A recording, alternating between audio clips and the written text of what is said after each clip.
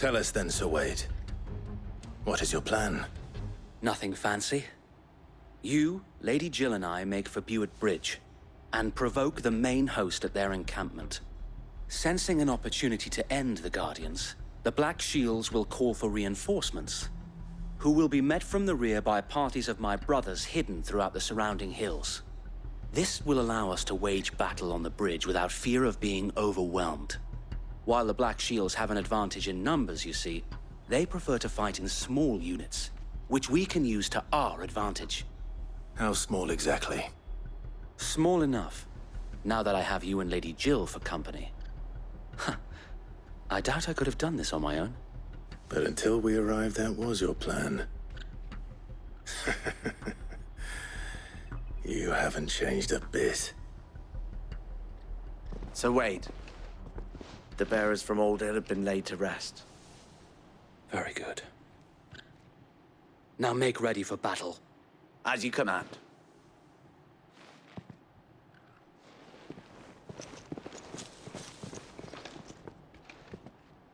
Thank you, Sir Wade. Perhaps now they will find peace. There is but one thing which will grant them peace. Putting an end to the Black Shields. And so we shall.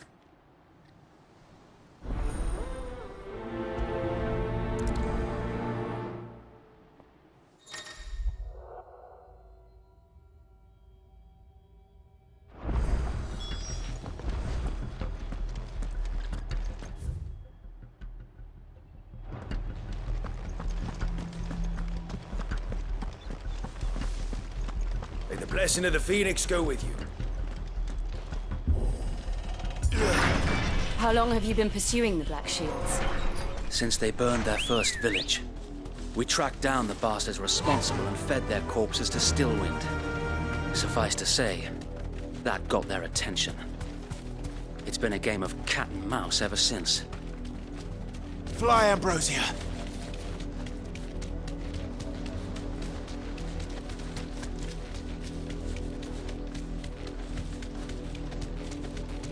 Look at me sideways. Come along now. The bastards are lucky. There they are. On your command, my lord.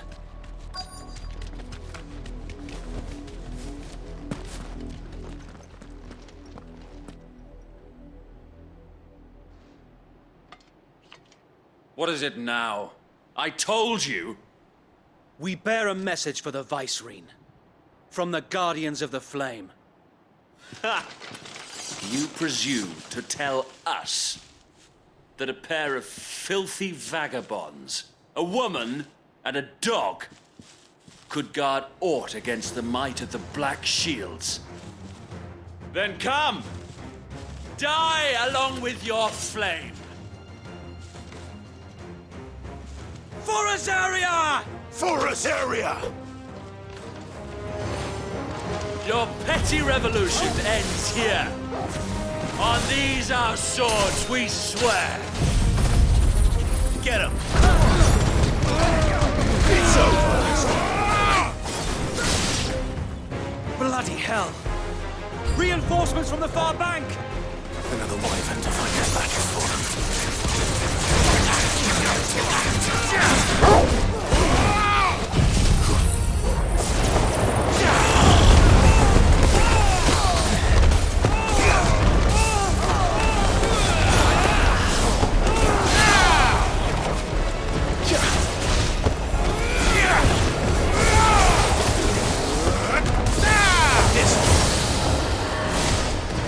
More dragons.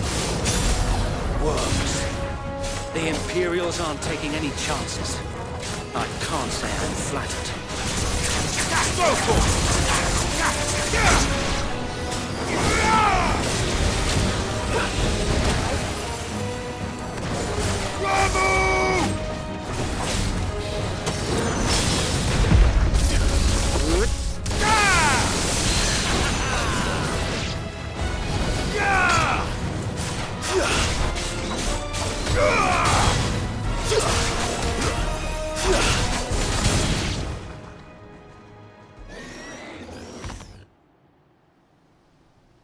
A noble stand, albeit a misguided one. In taking it, you have but proven our point. That this land is in dire need of cleansing.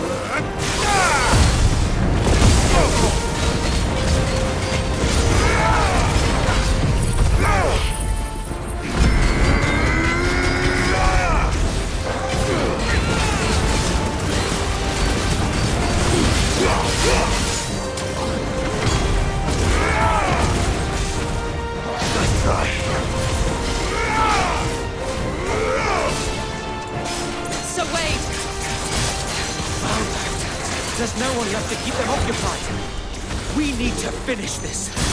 You mean finish him?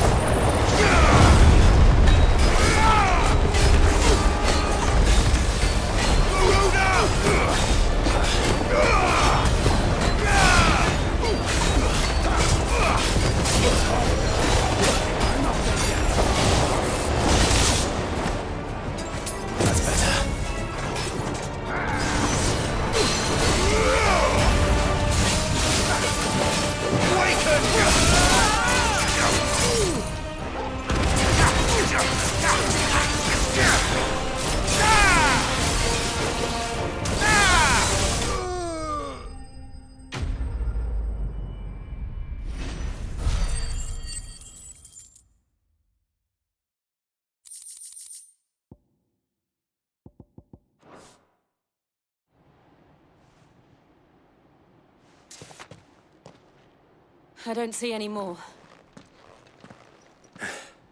Nor do I. The plan worked. It did. It bloody worked. We sent every last one of the rotten bastards straight to the mud! Lord, perhaps this will be enough to stop the Cullings. For the time being, at least. Perhaps. Though I doubt my mother will take this loss well. She'll move swiftly to see her minions' ranks replenished. And then it will all begin again. I often wonder if the nation we once knew is gone for good. Her fields rot. Her people starve. We battled to preserve the flame that was, but for every foe we fell, another springs up in its place. Yet be that as it may, it is still our home, and we must fight for it. As we always have, and always will.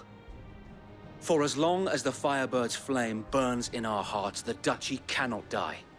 And her loyal subjects may dream of a day when the Rosarian standard flies over Rosalith once more.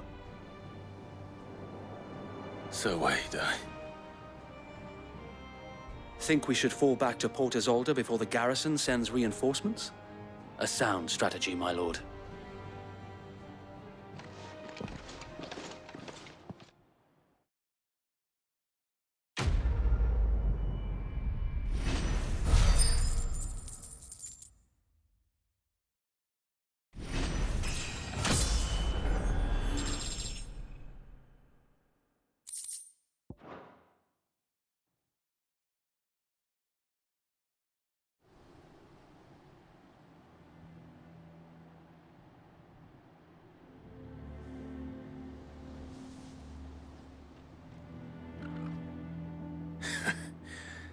And how long has my uncle been funding you and your comrades' endeavors? Since the beginning. Lord Byron was the first person I turned to after forming the Guardians. And had I known of this tunnel back then, I wouldn't almost have been hanged by the city guard for trying to sneak over the wall. I suppose a formal request for an audience would have appeared suspicious. And appearances must be maintained. Were the Vice-Regency to catch wind of Lord Byron's involvement in our movement, they'd seize his estate and send him to the gallows, where he would be of no use to anyone. And so, though it sickens him to the soul, he plays the part of the loyal lord, knowing that one wrong move might prove his downfall. It is why he remains ever vigilant.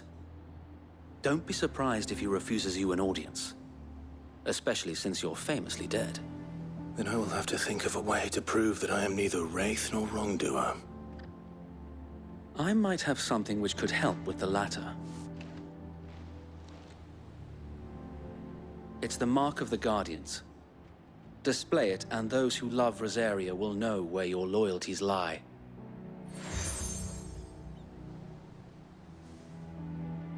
I shall wear it with pride. Be sure that you do. I don't want my men attacking you again. Unless you deserve it. If only Sir Tyler could have been here to see you. Or the Lord Commander. Thank you, Sir Wade. If there is ever anything you need. I know. Go on now, my lord.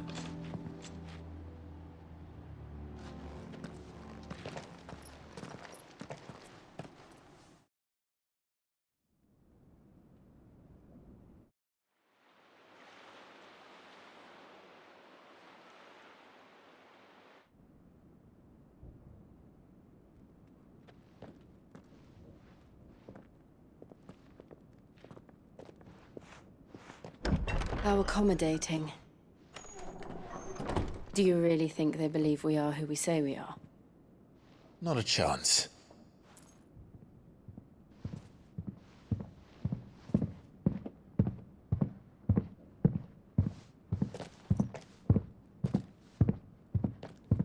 All right, I guess. My uncle believes we're imposters here to rob him. And means to string us up himself.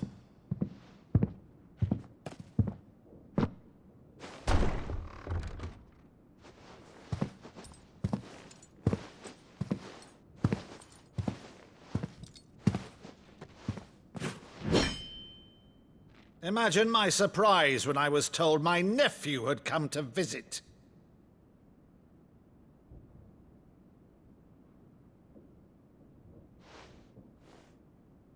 Clive Rosfield died long ago. And for uttering his name here, you shall pay with your tongue!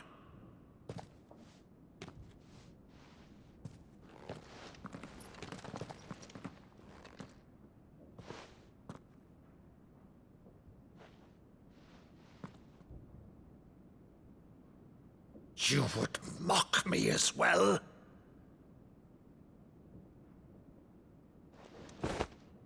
It is I, Sir Crandall of Camelot, loyal servant to Her Serene Holiness, Saint Sybil the Unshod. Meadow, thou vile sorcerer, for thy crimes against church and crown, I shall have thy head.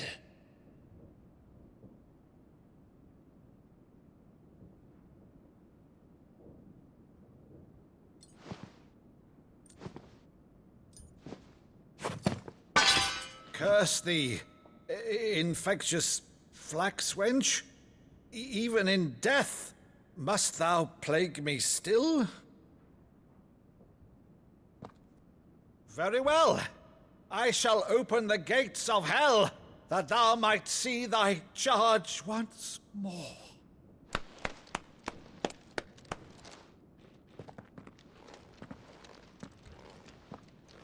Bravo, Uncle.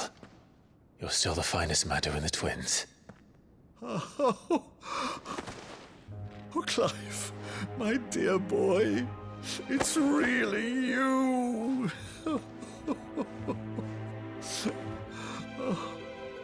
You always were fond of that scene from The Saint in the Sanctuary. Never did let me play Sir Crandall.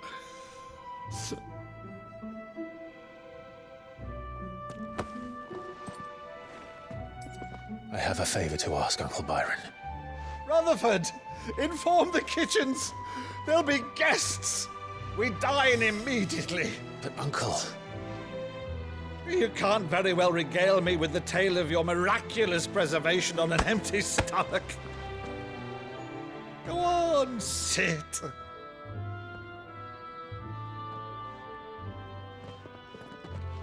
See that you use the good plates, Rutherford.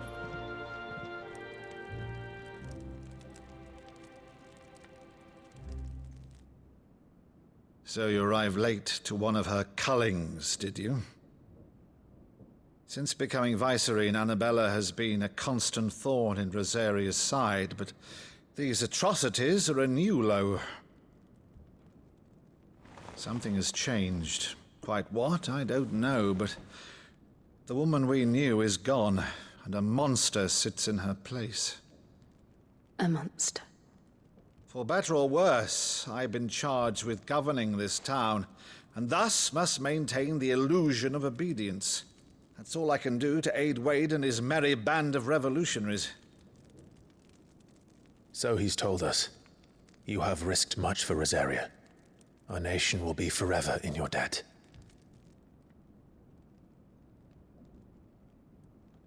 It has been 20 years, Clive. The nation your father and your forefathers fought to defend is no more.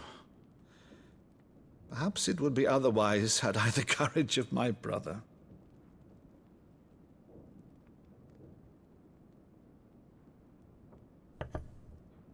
All right, if it's a ship you require, a ship you shall have.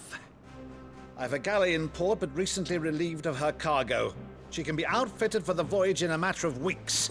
So you believe us, then? About everything? Believe you? Ha! Only a fool would believe even half of the things you claim. But until tonight, only a fool would have believed my nephew still lived. And besides, I have it on good authority that Clive is telling the truth. Whose authority? On your own, of course. You've always been a terrible liar. Is that true? It's not untrue. Let's say no more about it, eh? It wouldn't do to linger on my nephew's greatest failing.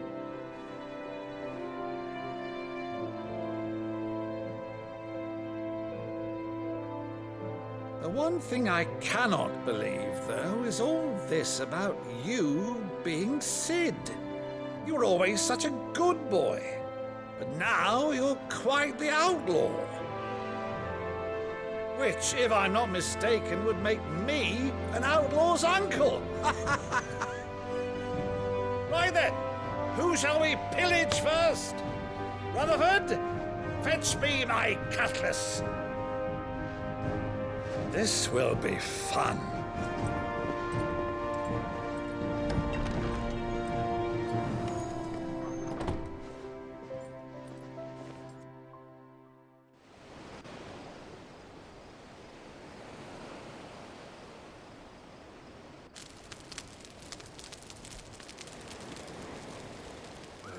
Over there.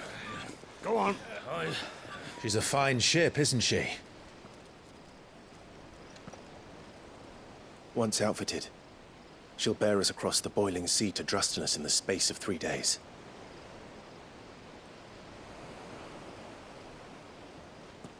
Something on your mind?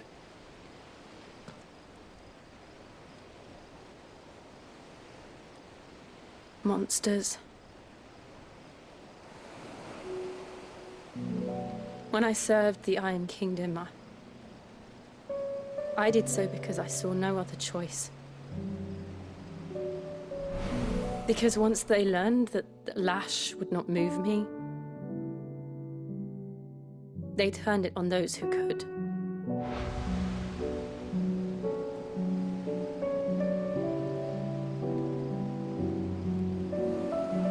And so I became their puppet.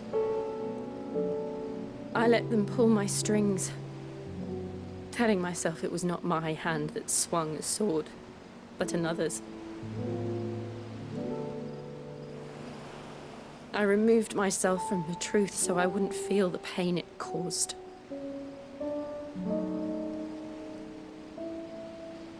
And before I knew it, I no longer felt anything. Anything at all.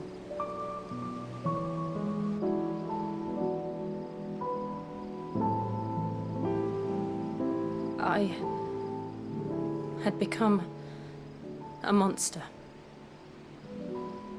Jill.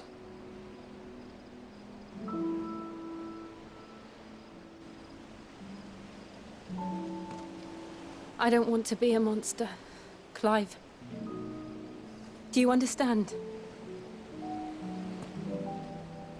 I want to choose a different path, a better path. To live on my own terms. But before I can do that, I need to come to terms with my past.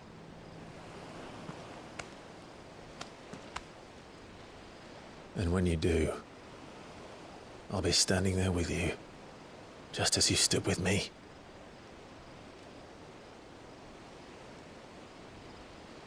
Thank you, Clive. I must atone for my sins. Only then, when it's done, will the monster cease to be. Just promise me that you won't die with it.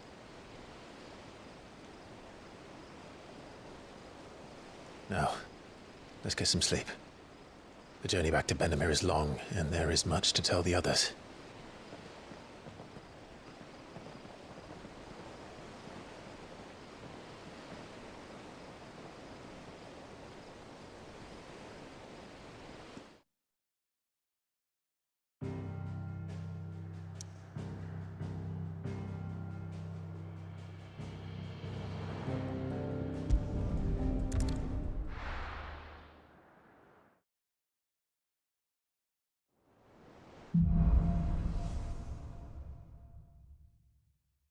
Only the Founder knows what awaits us in the Iron Kingdom. But Vivian could probably make an educated guess.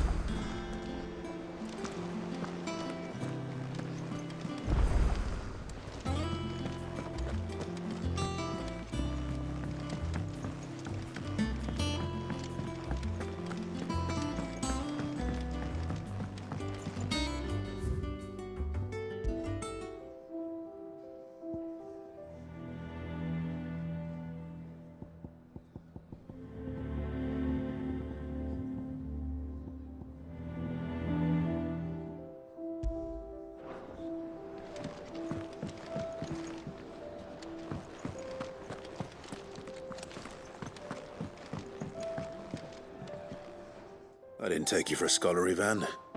Oh, this? It's Valisthea, a culinary pilgrimage. I borrowed it from old tomes.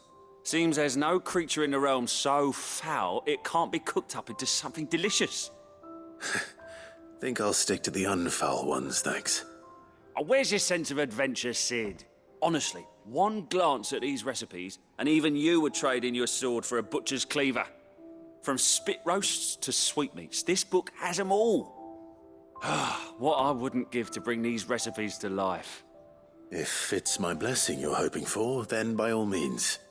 Well, I'm no hunter, Sid. The first tunnel worm I came across would be the death of me. But you're made of sterner stuff. Would you help me resurrect one of these recipes?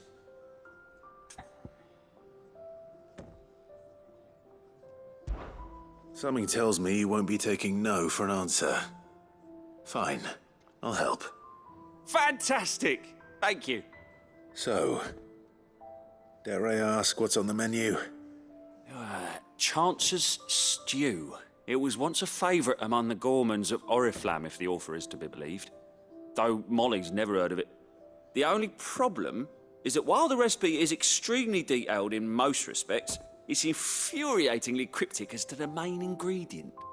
A beast, no doubt. Most likely something that would make easy work of a simple cook with more broth than brawn, but unwanted violets. I've no idea what they might be. Does the book say anything else? Well, only that the sweetest violets sprout atop the bed of roses. Roses. Rosaria, perhaps? One of the butchers in Martha's Rest might know something. I'll ask next time I'm there.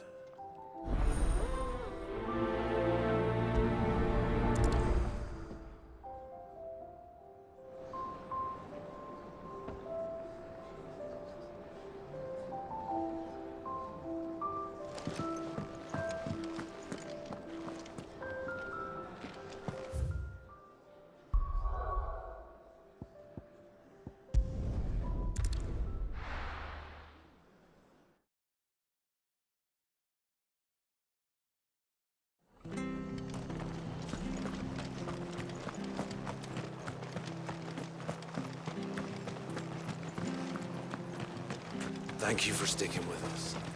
How do?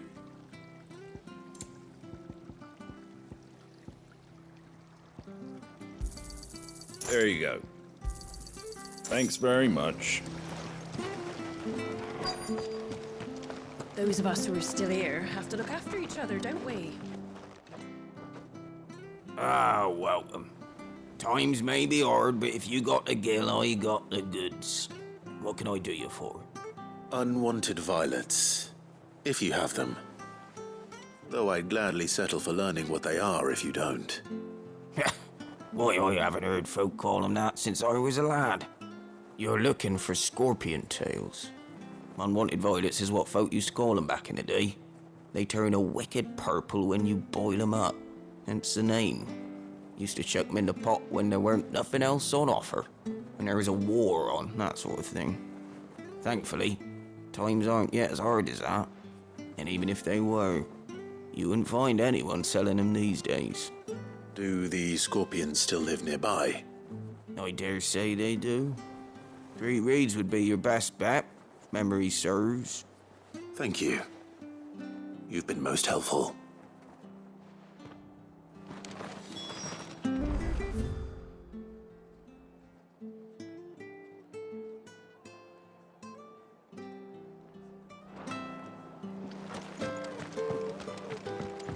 It'll take ages to tidy all this stuff.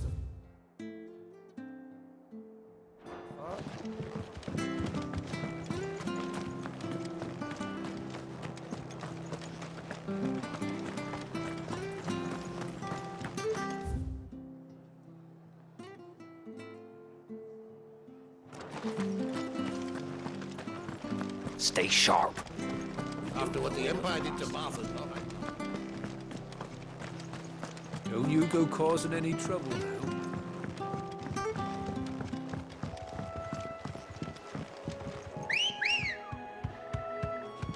Come on.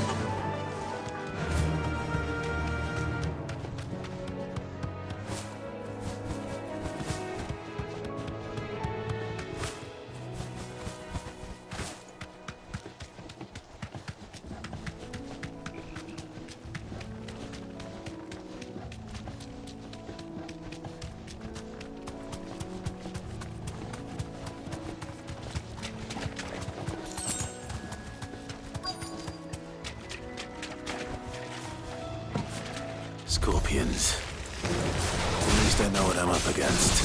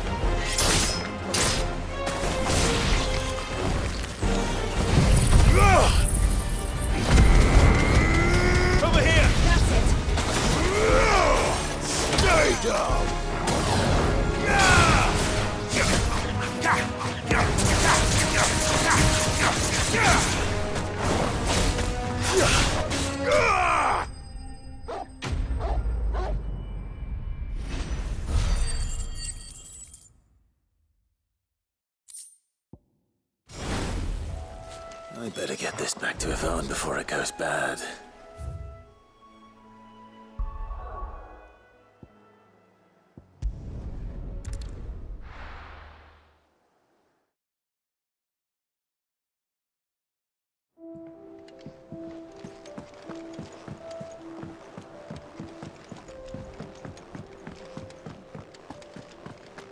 That monster's taken quite a liking to... Is it business or pleasure? Go on, then.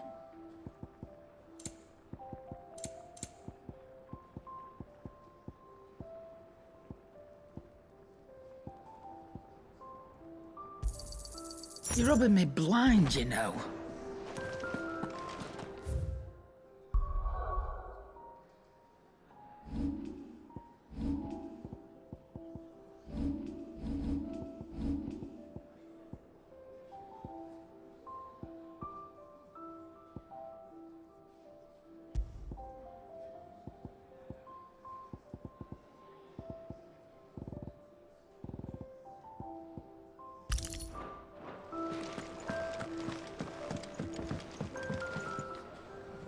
Did you find our mystery ingredient? I did indeed. Marvellous! Let's see. What am I supposed to do with this? It's poisonous, surely. You wouldn't be wrong. But that's your unwanted violet. Into the pot it goes, I suppose. Wait here. I won't be long.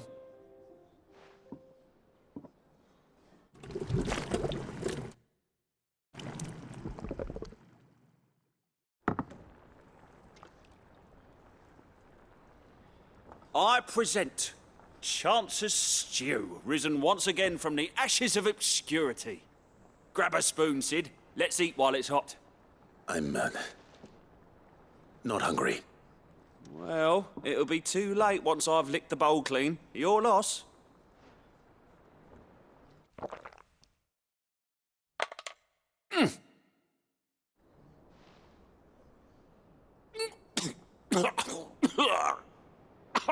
Odin's teeth. What an assault on the senses. It's like choking on swamp water. And yet, up through the pungency, there rise complex, meaty notes. It takes a moment to recover from such an onslaught of flavours, but never have I tasted anything so fine. Thank you, Sid. Thank you. You're, welcome. I must share this gift. I won't rest until a steaming bowl of Chance's stew sits before everyone in the hideaway. A single mouthful, and Molly will be breeding scorpions of her own. I'm sure she will.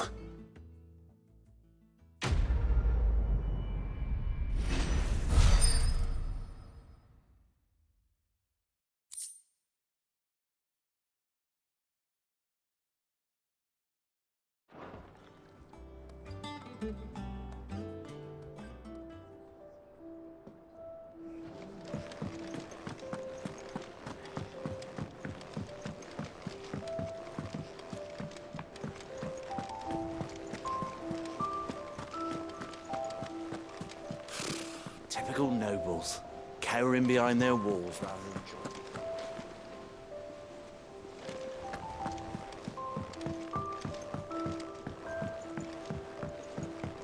How did we never hear There are new about these billets being Guardians of the posted Flame? every day. Same way they... Not... Clive! Oh, am I glad to see you? Is something wrong? It's Blackthorn. He ain't himself. And if I'm honest, he ain't been for a while. Normally it only takes a couple of drinks to perk him back up, but not this time. Something's getting him down. And whatever it is, he ain't telling. It's like he's lost his spark, you know? He's barely got enough fire in his belly to get the ump about stuff. But I'm thinking he might if we both bent his ear, because he respects you, innit? So, what do you say? Fine. If you think it will help. I knew you'd understand. But if he doesn't want to talk, we let him be. He'll open up when he's ready. All right. Now, he'll only smell a rat if we both turn up at once. So, I'll go first, and you can meet us at the forge. Wait a bit, then head over when you're ready.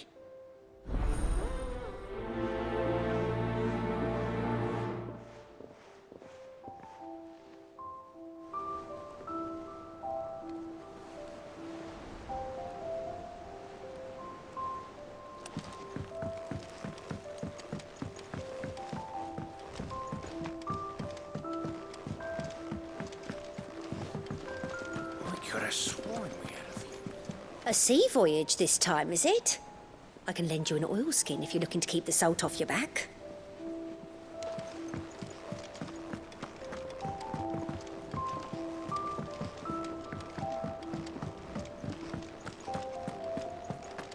That monster's taken quite a liking to Lady Karen.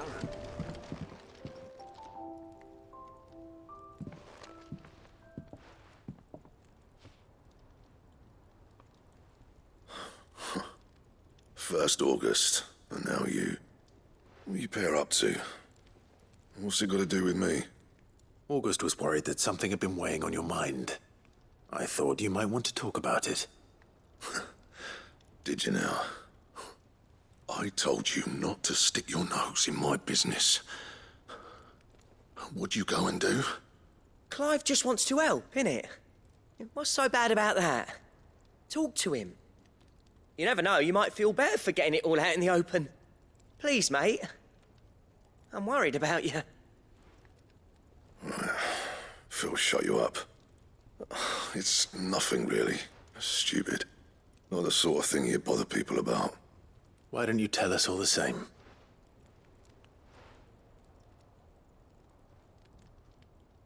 Karen and I have an arrangement. I keep an eye on Goots, and she shows me what the competition's up to. Interesting arms and armor, things like that. Anyway, the other day, she shows me a cuirass she's come by. Masterpiece of level work. Light, supple, and tougher than it had any right to be. Made my stuff look like heavy, clumsy shit. I should have brought the bastard thing there and then just to study it, but I was too proud. Now, every time I reach for my hammer, I'm reminded that I'm not the craftsman I thought I was. There. You happy? You got what you came for? Now piss off. All right. We're going.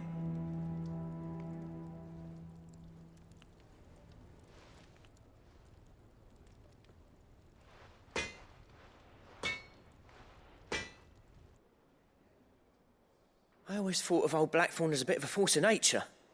Like a storm cloud full of hail.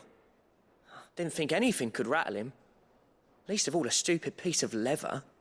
Blackthorn's always taken pride in his craft. Questioning it means questioning himself. Something tells me this is only going to get worse. If he has doubts, it will affect his work, which will only add to his problems. We need to nip this in the bud. I couldn't agree more. He said he should have bought that cuirass. Perhaps we should track it down for him. Assuming you're happy to help, that is. Too bloody right I am. Glad to hear it. First things first, then. We need to speak to Karen.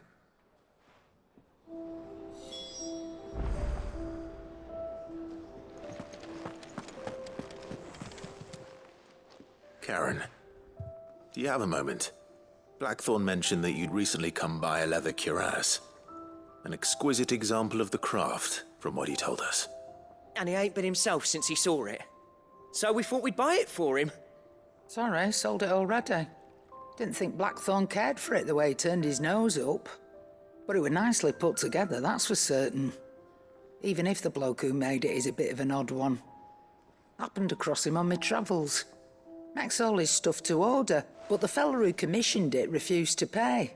He didn't like the colour of summit.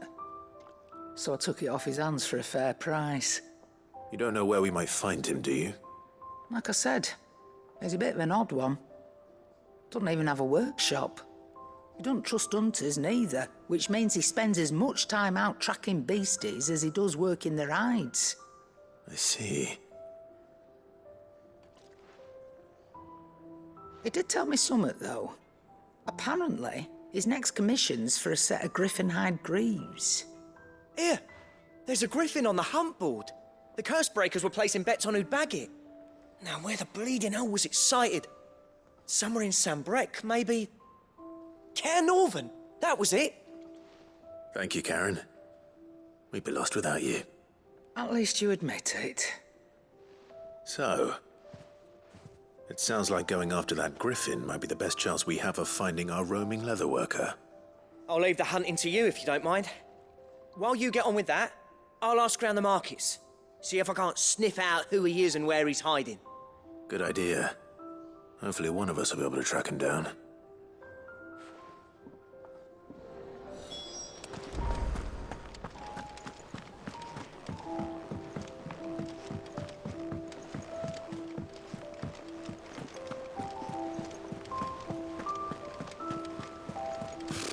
Typical nobles.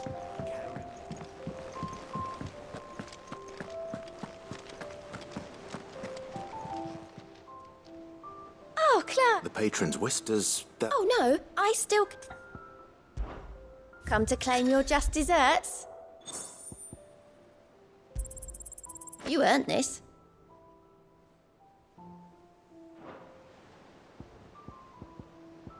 Come again. I may have more for you.